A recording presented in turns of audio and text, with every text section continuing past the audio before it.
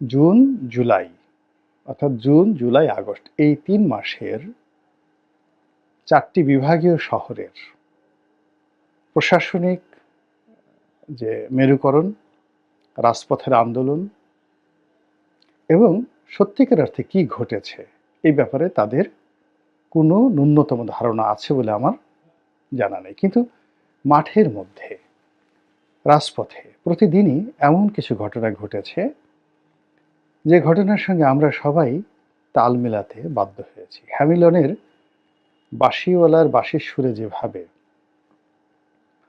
হ্যামিলন শহরের শিশুরা দল বেঁধে বেঁধে দৌড়ে গিয়েছিল, ঠিক আমরাও জুলাই এবং আগস্ট মাসে এরকম একটা বাঁশির সুরে সবাই ঐক্যবদ্ধভাবে লাফ দিয়েছি, ঝাঁপ দিয়েছি, জীবন দিয়েছি, আত্মাহুতি দিয়েছি, আরও অনেক কিছু করেছি।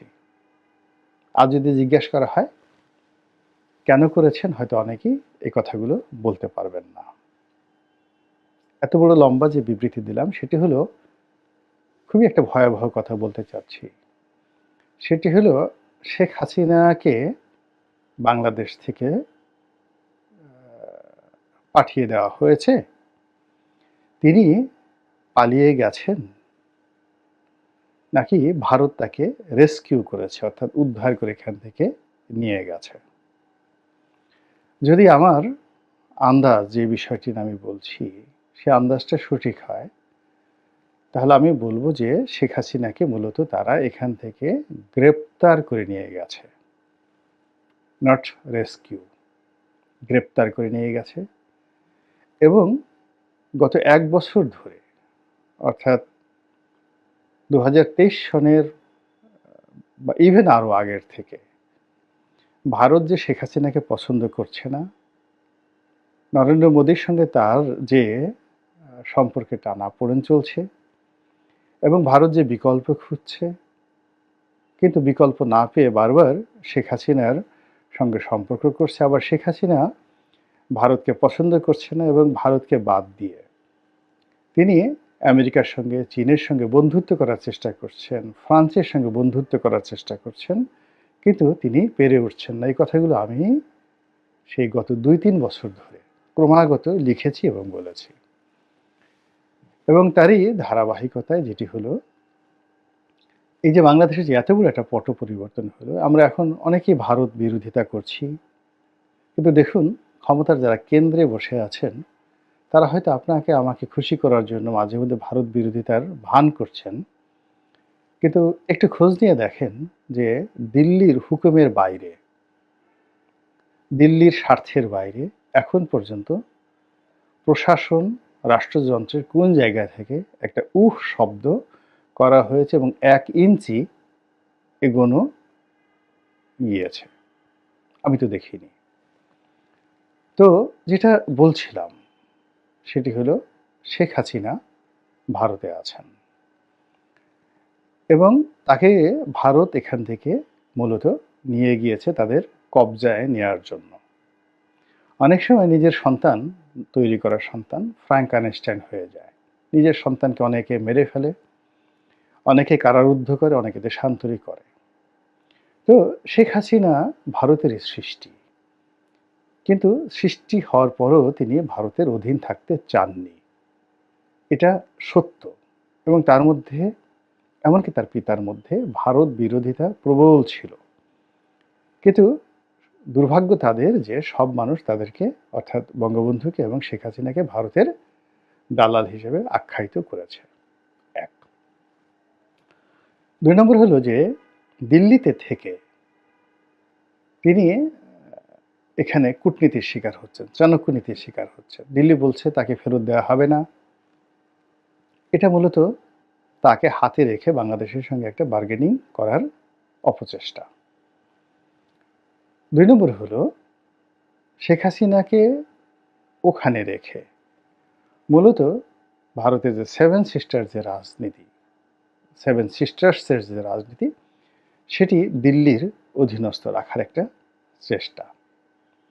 থার্ড হলো বাংলাদেশে যে বিপুল ভারতীয় ইনভেস্টমেন্ট রয়েছে সেটির রক্ষা কবচ হিসেবে আওয়ামী লীগ এবং শেখ হাসিনাকে তারা ব্যবহার করছে। দ্বিতীয়ত হলো যে শেখ হাসিনা যে সেখানে বন্দী নেই বা মুক্ত আছে, এটা আমরা বুকে হাত দিয়ে বলতে পারি না। এর কারণ হলো গত ৪ মাসে আমরা তার কোনো মুভমেন্ট দেখিনি। তার কোনো ভিডিও ফুটেজ দেখিনি। তিনি সেখানকার রাজনীতিবিদদের সঙ্গে বৈঠক করেছেন, নরেন্দ্র মোদীর সঙ্গে বৈঠক করেছেন, অজিত দোভালের সঙ্গে বৈঠক করেছেন। তিনি কূটনৈতিক যাকে বলা হয় ছাড়পত্র পেয়েছেন বিশ্বের যেকোনো দেশে ভ্রমণ করার জন্য। এটা ভারতীয় মিডিয়ার খবর।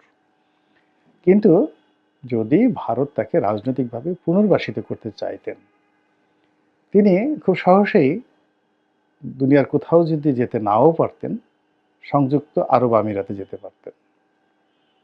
দুনিয়ার কোথাও যদি যেতে না পারতেন, তিনি রাশিয়া যেতে পারতেন।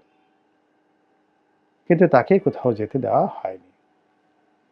দুনিয়ার কোথাও যদি যেতে না পারতেন, তিনি আগরতলাতে আসতে পারতেন।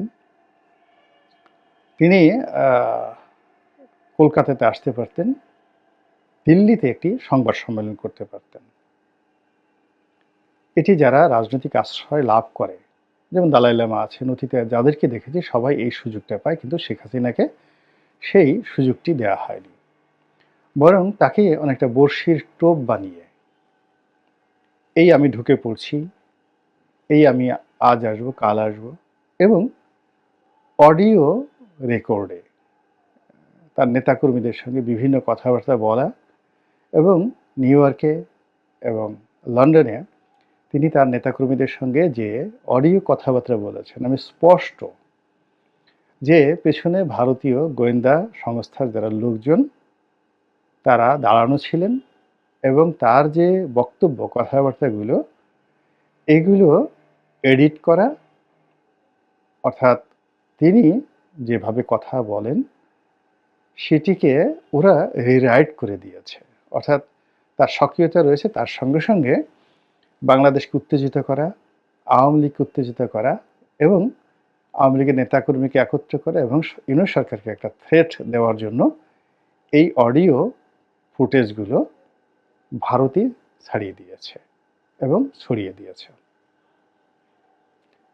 এরপরে যেটি হচ্ছে সেটি হলো তার কতগুলো শারীরিক ত্রুটি রয়েছে, বিশেষ করে তার কানের সমস্যা ২১ আগস্টের গ্রেনেড হামলার পর।